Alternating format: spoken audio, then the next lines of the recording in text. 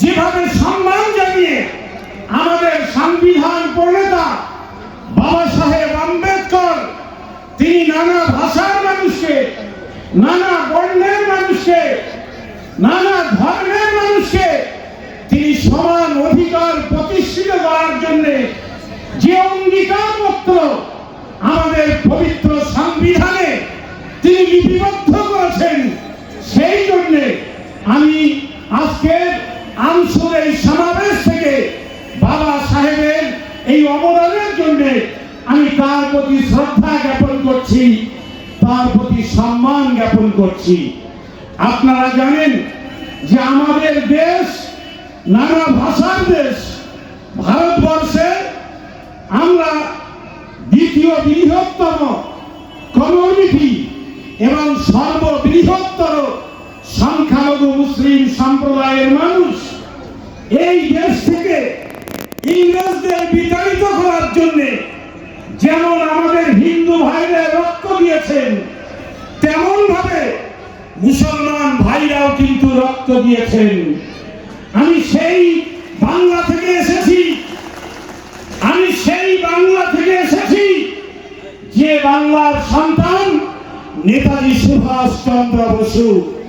যে নেতাজি সুভাষ চন্দ্র বসু আজাদ হিন্দ বাহিনী তৈরি করে ভারতবর্ষকে ইংরেজ সাম্রাজ্যবাদের হাত থেকে মুক্ত করতে চেয়েছিলেন।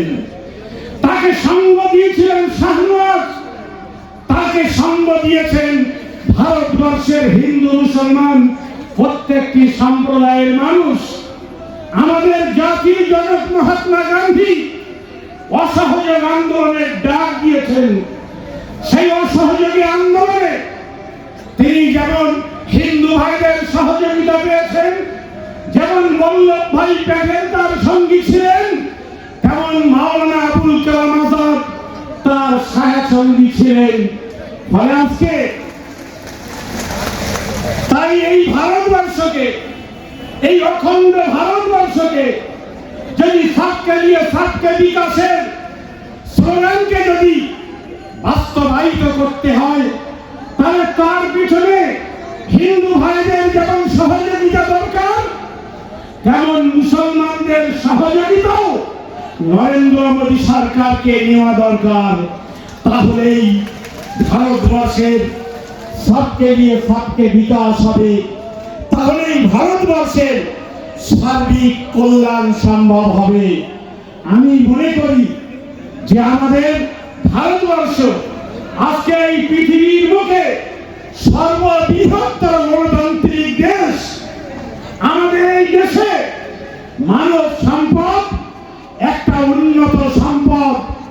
এই সম্পদকে যদি প্রকৃত সম্পদে পরিণত করতে হয়, তাহলে হিন্দু ভাইদের যেমন শিক্ষিত করতে হবে, তার পাশাপাশি মুসলমান ভাইদেরকেও একইভাবে শিক্ষিত করতে হবে। মুসলিম ছেলে মেয়েদেরকেও শিক্ষিত করতে হবে। হিন্দু সংস্কৃতিকে যেমন সম্মান জানাতে হবে, তেমন ভাবে মুসলিম সংস্কৃতিকেও সম্মান জানাতে হবে। তবে তেমন ভাবে খ্রিস্টান সংস্কৃতিকে সম্মান জানাতে হবে, তেমন ভাবে বৌদ্ধ সংস্কৃতিকে সম্মান জানাতে হবে, তেমন ভাবে শিখ সংস্কৃতিকে সম্মান জানাতে হবে। আজকে এই AMSU all Assam minority students ইউনিয়নের আমি এই ঐতিহাসিক কনভেনশন থেকে অনুরোধ করব, রাজ্য সরকারের সংখ্যালঘু দপ্তরে নিশ্চয়ই অনেক পরিকল্পনা এবং প্রকল্প সংখ্যালঘুদের উন্নয়নের জন্য থাকবে, এবং কেন্দ্রীয় সরকারের সংখ্যালঘু দপ্তরে যে সমস্ত প্রকল্প বিভিন্ন রাজ্যের জন্য আছে, তা আসামে যাতে সংখ্যালঘু সমাজের মানুষের কল্যাণের জন্য বাস্তবায়িত হয়, সেদিকে যেন হেমন্ত বিশ্ব শর্মা সরকার আন্তরিকভাবে নজর দেয়।